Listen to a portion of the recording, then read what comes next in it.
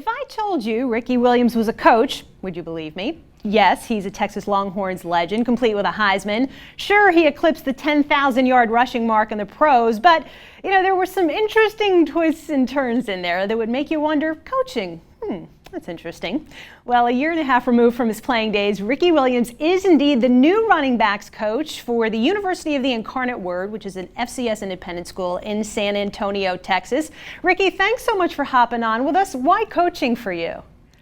Well, it's kind of an experiment thing. When I retired back in 2004, before I retired, actually, I was kind of looking at my life and I was asking myself, do I really want to play football anymore? And I didn't. And I was curious, so I asked myself, well, what is it that I really would like to be doing? And coaching came up. And came back to play football a year later, kind of forgot about it. And after being out of football for a year, I had a gig with Longhorn Network doing the pregame show. And last year when I did it, it was a great job, except I had all this free time during the week. And so this year, I decided to do something with this free time. And so I thought coaching would be something that I could get into.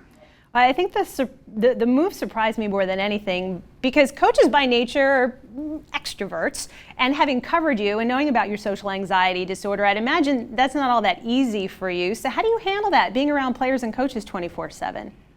I'm not, I seem like an introvert to most people, but once I get around people a little bit, I really open up, and it's not been an issue yet.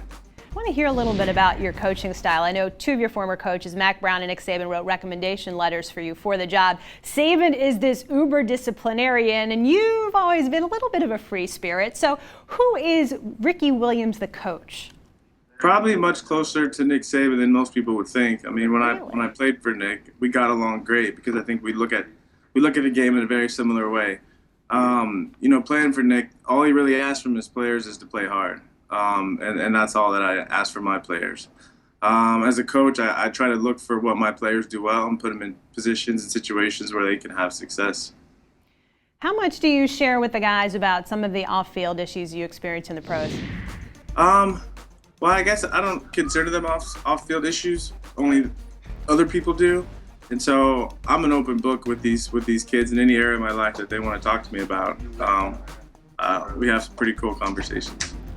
Marijuana, of course, got you. It was a bit of an Achilles heel, the NFL suspension. What do you tell a kid if he gets busted for pot?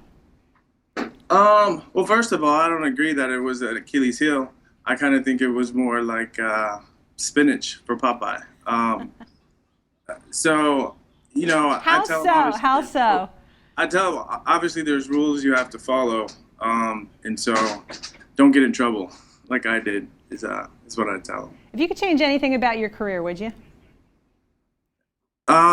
If I could change anything, the only thing I would probably change is probably wouldn't have gone into the draft after my senior year.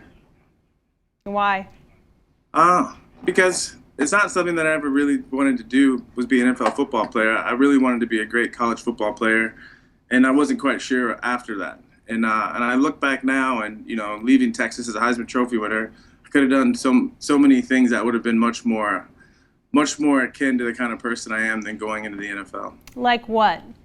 I could have stayed in school for a couple more years, and then instead of playing in the NFL for 5 years, I could have just started traveling right then.